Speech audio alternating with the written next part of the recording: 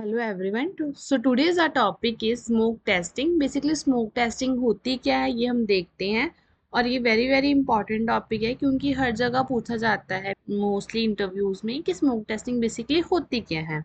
चलो इसे समझते हैं। सो स्मोक टेस्टिंग होती है जो कि हमेशा कब की जाती है, जब हमारे पास एक न्यू बिल्ड आता है, ठीक है, सॉफ्टवेयर का। कैसे, हम आगे जाके इसको और एक्सप्लेन में देखेंगे। एग्जाम्पल के तौर पे समझते हैं कि हम एक कार ड्राइव कर रहे हैं, ठीक है, और you start the engine to make sure it turns on, ठीक है। अगर ये टर्न होता है इट मीन्स वेल फाइन है, अगर नहीं टर्न होता तो वो क्या करा जाता है, दोबारा से उसको सेट किया जाता है। सेम इन द केस हम क्या करते हैं, जब भी एक स्मोक टेस्टिंग जब भी हम करते हैं न्यू बिल्ड पे, तो हम चेक करते हैं कि एवरीथिंग इज वर्किंग फाइन। और अगर नहीं होता, अगर वो टेस्ट फेल हो जाता है, तो हम डेवलपर्स को दोबारा से उसको भेज देते हैं। So why it is called smoke testing. Smoke testing को स्मोक टेस्टिंग क्यों बोला जाता है? कैसे इसका नाम आया था?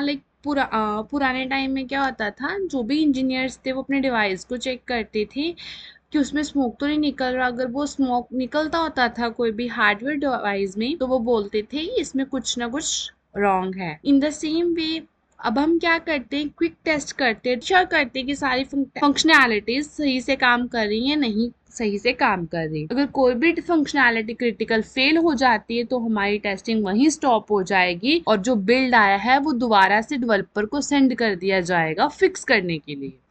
अब स्मोक टेस्टिंग करने का क्या ऑब्जेक्टिव्स नहीं, ऑब्जेक्टिव स्मोक टेस्टिंग के बेसिकली ये हेल्प करते हैं कि जो भी हमारा मेजर इशू होता है वो हमारा पहले ही फाइंड हो जाए, जिससे हमारा जो टाइम है वो बच जाए, और जो भी बिल्ड आया है वो स्टेबल है या नहीं है, ये सब हमारा ऑब्जेक्टिव्स ने हेल्प करते हैं smoke testing basically quickly verify करने में मेन फंक्शनैलिटीज को। और इससे क्या करते हैं कि जो भी कोई प्रॉब्लम होती है वो जल्दी फिक्स हो जाती है, जिससे हमारा टाइम क्या होता है, बच जाता है। नेक्स्ट मैंने आपको बोला था कि जो स्मोक टेस्टिंग है वो न्यू बिल्ड पे की जाती है। अब बिल्ड का मतलब होता क्या है? बेसिकली बिल्ड का मतलब ये होता है कि डिफरेंट इन्वायरमेंट्स पे या डिफरेंट वर्जन्स पे की जाती है। समझते हैं कैसे।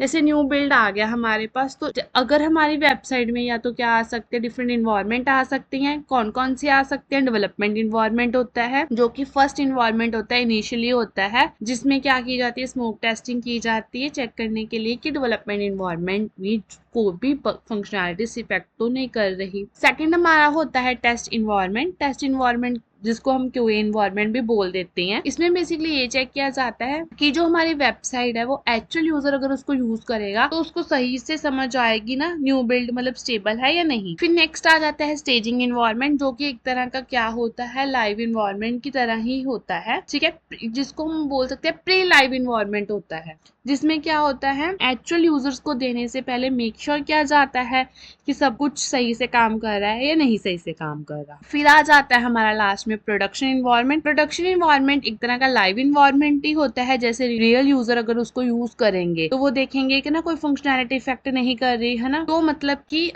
एक दो दिन पहले लाइव आने से हमारी वेबसाइट एक हमें प्रोडक्शन इन्वायरमेंट दिया जाता है ये चेक करने के लिए कि एवरीथिंग इज वर्किंग फाइन और नॉट। नेक्स्ट अब डिफरेंट इन्वायरमेंट्स हो गए। ये कैसे पता लगता है? ये मोस्टली जो हमारा यूआरएल होता है ना, उसमें लिखा होता है कि ये कौन सा इन्वायरमेंट पे हम टेस्टिंग कर रहे हैं। लाइव लिखा होगा तो LIVE लिखा होगा। स्टेजिंग इन्वायरमेंट होगा तो यूआरएल पे क्या लिखा होगा, STAG। Same in the case of QA लिखा होगा, डेवलपर के लिखा होगा DEV, डेवलपमेंट वाले इन्वायरमेंट में। नेक्स्ट हम देखते हैं, अब मैंने बताया न्यू बिल्ड किस फॉर्म में आ सकता है, लेटेस्ट वर्जन की फॉर्म में आ सकता है। जैसे मान लीजिए हमारा जो वर्जन था पहले वेबसाइट का 1.1.1 था, फिर 1.2 हो गया, 1.3 हो गया, ठीक है। न्यू न्यू बिल्ड्स आते रहते हैं। अब न्यू बिल्ड्स क्यों आते हैं? क्योंकि जो भी हमारी फंक्शनैलिटी होती है उसमें अपडेशन होती है हमारी वेबसाइट में, है ना, अपडेशन होती है तो न्यू बिल्ड आ जाता है हमारा। नेक्स्ट आ जाता है बेनिफिट्स क्या है स्मोक टेस्टिंग करने के।